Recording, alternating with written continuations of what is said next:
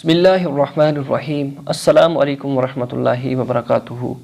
امید ہے کہ تمام پیارے ساتھی خیر و عافیت کے ساتھ ہوں گے۔ تو دوستان محترم، ایک نئی ویڈیو کے ساتھ آپ کی خدمت میں حاضر ہیں۔ آج ہم آپ کو بتانے جا رہے ہیں کہ استخارہ کیسے کیا جائے، استخارہ کیوں کیا جاتا ہے اور استخارہ کرنے کا طریقہ کیا ہے۔ یہی 3 چیزیں ہم آج کی اس ویڈیو کے اندر آپ کو بتانے جا رہے ہیں۔ تو دوستان محترم، استخارہ کیوں کیا جاتا ہے؟ استخارہ اس لیے کیا جاتا ہے کہ جو آپ نے کام کرنا ہے اس کے بارے میں آپ معلوم کر سکیں کہ کیا یہ میرے لیے بہتر ہوگا یا نہیں ہوگا۔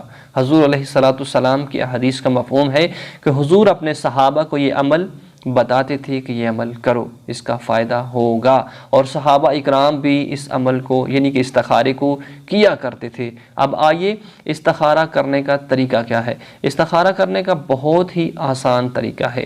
سب سے پہلے آپ نے کسی بھی وقت کوئی کام کرنا چاہتے ہیں تو مسجد کے اندر آئیں اور کسی بھی جگہ پر بیٹھ کر سب سے پہلے آپ نے سورۃ الفاتحہ 7 مرتبہ پڑھنی ہے، اور اس کے بعد آپ نے 2 رکعت نماز نفل صلاۃ الحاجات جو اس حاجت کے لیے آپ کر رہے ہیں وہ ادا کرنے ہیں۔ پہلی رکعت کے اندر 3 مرتبہ سورہ اخلاص، اور دوسری رکعت کے اندر آپ نے سورہ فاتحہ کے بعد 3 مرتبہ سورہ اخلاص پڑھنی ہے۔ سلام پھیر لینے کے بعد اسی جگہ پر بیٹھ جانا ہے اور کثرت کے ساتھ درود پاک پڑھنا ہے۔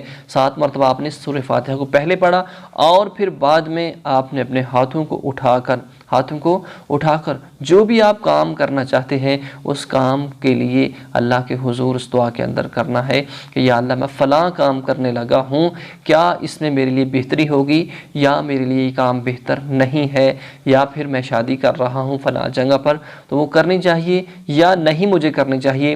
یہی طریقہ معلوم کرنا، اور اسی طریقہ کار کے ساتھ استخارہ کیا جاتا ہے، اور استخارہ کم از کم 3 دن تک لگاتار کیا جاتا ہے، اور خواب کے اندر یہ اشارہ دے دیا جاتا ہے کہ یہ کام یا فلاں کام تیرے لیے بہتر ہے یا فلاں کام تیرے لیے بہتر نہیں ہے۔ ایک ہی دن کرنے سے آپ اس میں کامیاب نہیں ہو سکتے، کم از کم جو اس کی لمٹ ہے 7 دن کی ہے۔ تو دوستان محترم، 3 دن آپ اس کو لگاتار کریں۔ بالکل آسان اور چھوٹا سا عمل ہے۔ جب یہ آپ کر لیں گے تو آپ کوئی کاروبار کرنا چاہتے ہیں یا کوئی بھی آپ کام کرنا چاہتے ہیں اس کے بارے میں آپ کو معلوم ہو جائے گا کہ کیا یہ میرے لیے بہتر ہے یا نہیں بہتر۔ تو ضرور ایسے عمل کیا کریں کہ جو صحابہ اکرام رضوان اللہ تعالی علیہم اجمعین کیا کرتے تھے۔ اللہ ہم سب کو سلامت رکھے، آباد رکھے۔